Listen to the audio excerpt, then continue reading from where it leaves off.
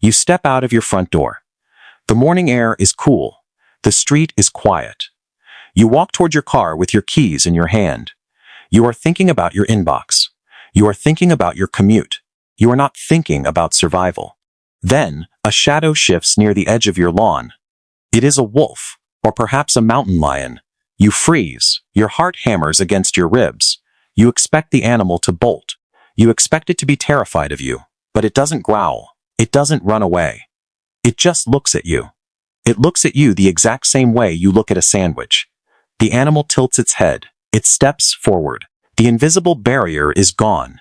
For the past 10,000 years, the sight of a human meant death to a wild predator.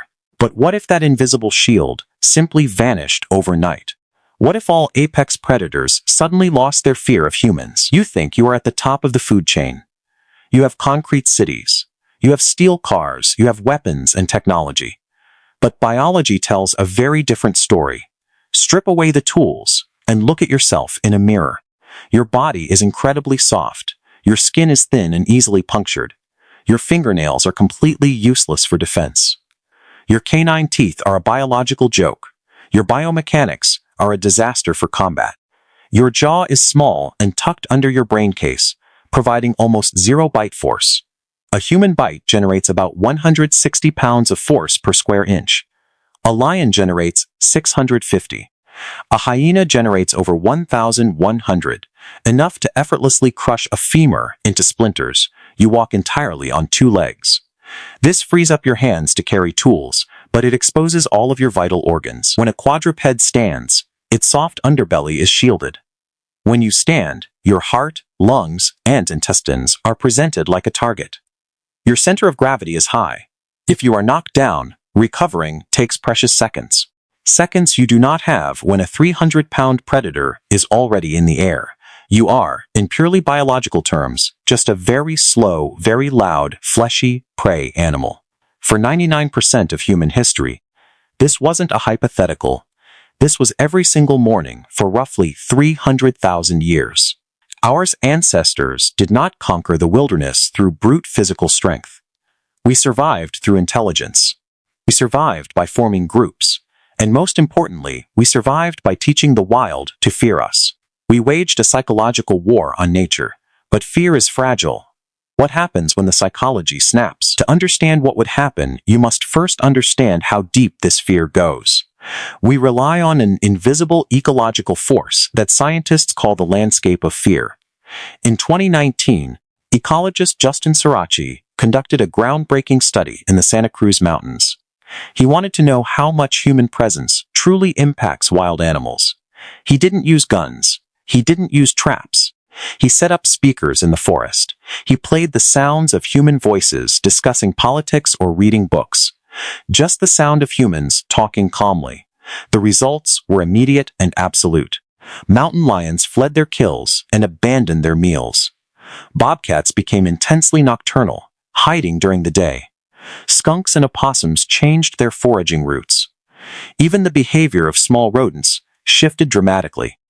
The human voice is the most terrifying sound in the animal kingdom. We broadcast danger with every word we speak. This fear is hardwired into their genetics from millennia of hunting. We are the super predator. But take that fear away, and the math of the forest changes instantly. To see the world without that fear, we have to look back into the deep past. Look at the fossil record of your ancestors. Look at the Tong child. Discovered in 1924 by anatomist Raymond Dart, this was the skull of an early human ancestor called Australopithecus africanus. For decades, scientists debated how this 3-year-old child died. They assumed another hominin killed him. Then, paleontologist Lee Berger analyzed the skull again years later. He found distinct, tiny puncture marks behind the eye sockets. These marks perfectly matched the lethal talons of a crowned eagle. We were not the masters of the sky. We were lunch. Look at the Swartkrans Cave in South Africa. Paleontologist C.K. Brain spent years analyzing the fossilized bones of hominins found deep in the cave shafts. He discovered that our ancestors didn't live in those caves. They were dragged there. The hominin skulls had massive puncture wounds that perfectly matched the lower canine teeth of ancient leopards. We did not dominate the landscape. We hid in terror. Look at the evidence found in the Olduvai Gorge. Paleoanthropologists Mary and Louis Leakey discovered the remains of Homo habilis. But alongside their stone tools, researchers found the massive remains of Defenseless, a prehistoric saber-toothed cat. The fossilized bones of the hominins found near these cats were pulverized. They were cracked open so the marrow could be sucked out. We were a reliable, slow-moving food source on the African savanna. We evolved as a nervous species. We spent hundreds of thousands of years constantly scanning the horizon. We were the hunted. This trauma is woven into your DNA. Our early art proves it. In the Chauvet Cave in southern France, discovered by Jean-Marie Chauvet, the walls are covered in magnificent paintings drawn over 30,000 years ago. They did not just draw the reindeer and horses they ate. They drew cave lions. They drew massive cave bears. They drew packs of ancient wolves. Archaeologist Jean Klotz noted that the predators were drawn with intense reverence and fear. Our ancestors shared the darkness with monsters. They studied them. They respected them. They knew that a single mistake meant death. Eventually, we invented spears. We invented fire. We started hunting the predators to eliminate the competition. We killed the boldest wolves. We killed the most aggressive lions. Over thousands of generations, we inadvertently selectively bred the world's apex predators to be terrified of us. The animals alive today are the descendants of the cowards. The brave ones were wiped out by our ancestors. But if you flip that switch back off, the modern world collapses in days. So let's reconstruct a day in this new reality. The change happens silently. There is no announcement. You wake up on a Tuesday. You live in a quiet suburb where deer are usually the biggest nuisance. You go for your morning jog. You wear your headphones. You are completely oblivious to your surroundings. A mountain lion is walking down the middle of your street. It isn't rabid. It isn't starving or desperate. It is simply indifferent to your supposed dominance. You notice it. You stop jogging. You try the things you were taught. You wave your arms to make yourself look bigger. You yell at the top of your lungs. You throw a rock. Yesterday, this would have sent the cat sprinting into the brush. Today, the mountain lion doesn't even blink. The sound of your voice no longer triggers a flight response. It is just a strange noise made by a slow animal. The cat lowers its head. It shifts its weight. It lunges. In rural areas, the change is catastrophic. Farmers step out of their homes to check their livestock. They are immediately stalked by packs of wolves. The wolves do not wait for the cover of night anymore. They hunt in the broad daylight. They use strategy. They observe human patterns with chilling intelligence. They realize that the human is not a threat without a long metal stick. They realize how slow you are when you run. They realize your neck is exposed and unsupported by thick fur or hide. Delivery drivers are ambushed. Hikers never return from the trails. The woods become a death zone. The wilderness reclaims its original rules. Humans are forced to stay indoors. You lock your doors. You board up your windows. But houses in the suburbs were not built as fortresses. Glass doors are easily shattered by a persistent black bear. The barrier between inside and outside proves to be paper-thin. Think about the logistics of a typical city. You have trash cans overflowing in alleys. You have restaurants dumping food waste. Currently, this attracts rats and raccoons. Now imagine a pack of black bears moving in. They weigh 400 pounds each. They can rip the door off a car with one swipe. They realize that a dumpster is a buffet, and the humans trying to shoo them away are entirely harmless. The city sanitation workers refuse to work. The garbage piles up. The streets become impassable. Then, the predators realize that the buildings themselves are full of food. A glass storefront is nothing to a bear. A wooden door is nothing to a determined pack of wolves. The infrastructure of our modern lives was built under the assumption that the wild would stay in the woods. Our architecture is based on the landscape of fear. When the fear evaporates, our buildings are just fragile boxes. Psychologically, humanity would break. We are accustomed to a world where we control the narrative. We dictate the terms of engagement with nature. If a shark bites a surfer, we hunt the shark. If a tiger wanders into a village, we shoot the tiger. We demand absolute safety, and we punish the wild when it crosses our boundaries. But in a world where predators do not fear us, we lose that control. The news cycle shifts from politics and economics to survival statistics. The economy grinds to a halt. Supply chains collapse because truck drivers refuse to stop at rural gas stations. Agriculture ceases because farmers cannot protect their tractors from coordinated pack hunting.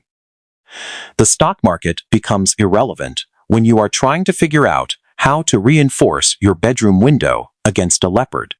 The hierarchy of human needs collapses back down to the very bottom tier. Don't get eaten.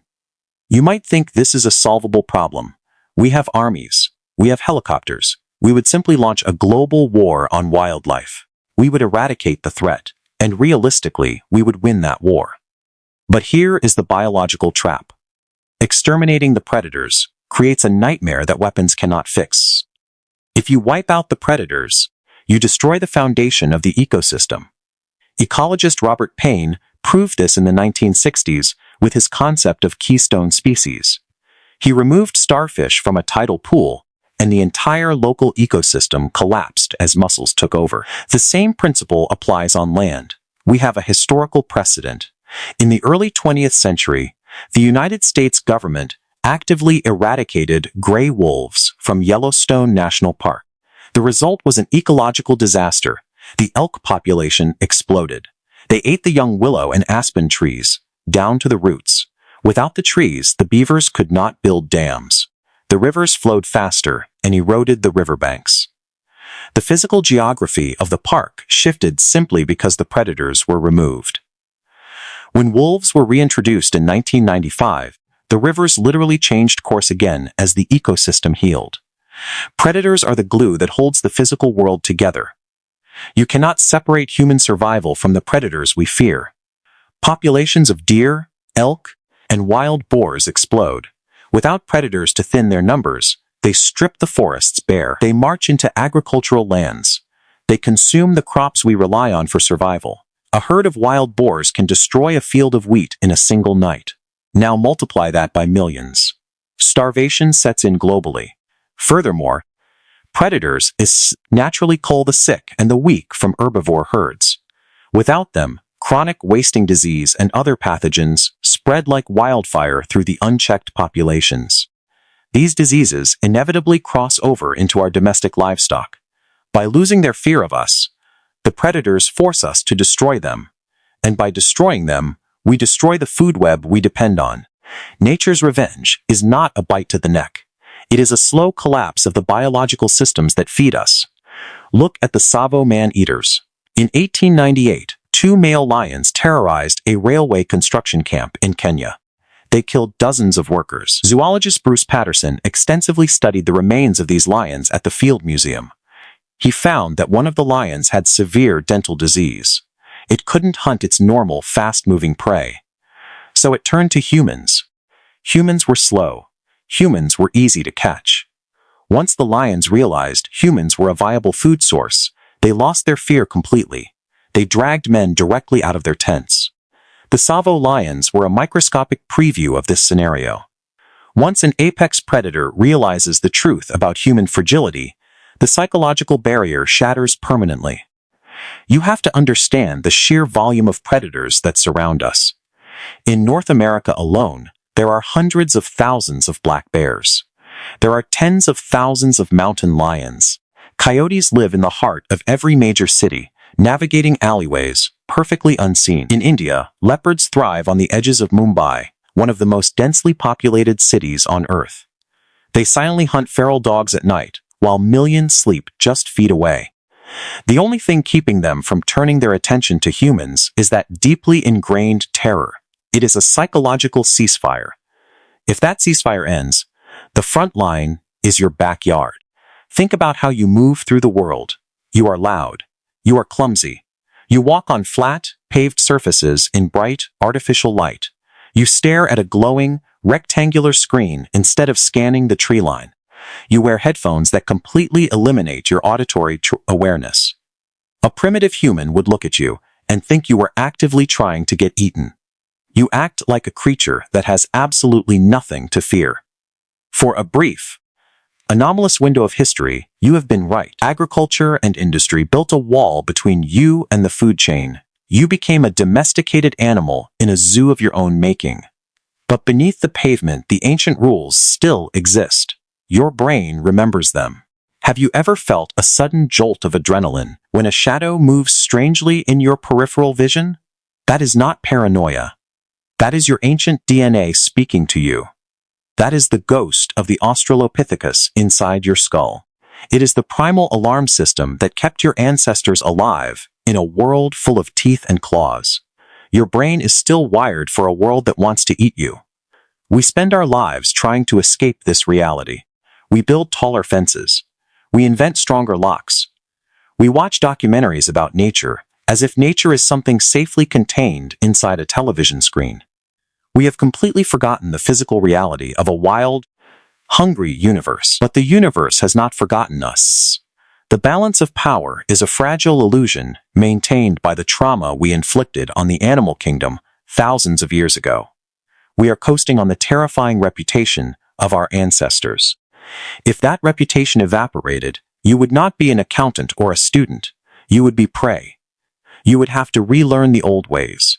You would have to gather around fires again, staring into the darkness, holding sharp sticks, waiting for the glowing eyes to appear at the edge of the light. You would revert to the default state of humanity. A fragile creature shivering in the dark, hoping the monsters don't find you. The truth is, you are not separate from nature. You are not above it. You are right in the middle of it. You are just enjoying a temporary truce. We bullied the natural world into submission, but bullies only win until the victim decides to strike back. The wild is patient. It is always watching. It is always waiting for us to stumble. The walls of your house are just a suggestion to a motivated grizzly bear. The safety you feel is a collective psychological delusion. So tomorrow, when you step out of your front door, take a moment to pause. Look at the shadows near the edge of your lawn. Remember the hundreds of thousands of years of survival, of running, of hiding, that it took just to get you to this quiet morning. The truce holds for today, but the wild is always there. The morning air is cool. The street is quiet. You walk toward your car,